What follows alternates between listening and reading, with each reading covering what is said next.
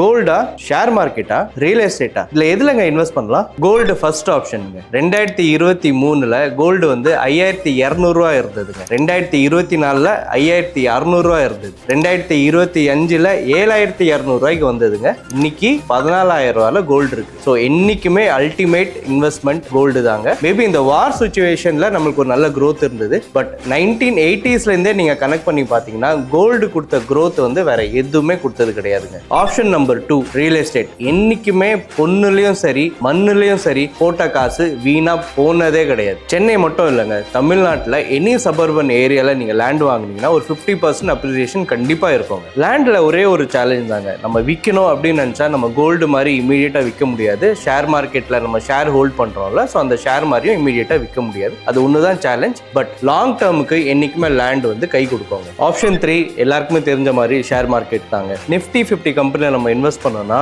ஒரு ரிஸ்க் ஃபேக்டர்ன்றது கம்மியா இருக்கும். பட் ஷேர் மார்க்கெட் வந்து ஒரு லாங் டேர்ம்ல ஒரு ப்ராஃபிட் ரிட்டர்ன்ஸ் தரும். இது ஒரு ஆப்ஷனலா வச்சுக்கலாம். என்ன கேட்டீங்கன்னா கோல்டும் ரியல் எஸ்டேட் தாங்க ரைட்டான இன்வெஸ்ட்மெண்ட் எப்பயுமே சொல்லுவேன். பட் ஷேர் மார்க்கெட்டும் பண்ணோம், ஒரு சர்டன் பர்சன்டேஜ் வரைக்கும் நம்ம ஷேர் மார்க்கெட்ல இன்வெஸ்ட் பண்ணலாம். இந்த மூணுத்திலையும் எப்படி இன்வெஸ்ட் பண்ணணுன்றது நானே சொல்றேன். ஜஸ்ட் எங்களை ஃபாலோ பண்ணிட்டு இன்வெஸ்ட்மெண்ட்னு கமெண்ட் பண்ணுங்க, நாங்களே உங்களுக்கு டீடைல்ஸ் தரோம். எல்லாரோட கனவு மெய்ப்பட எங்களோட வாழ்த்துக்கள்.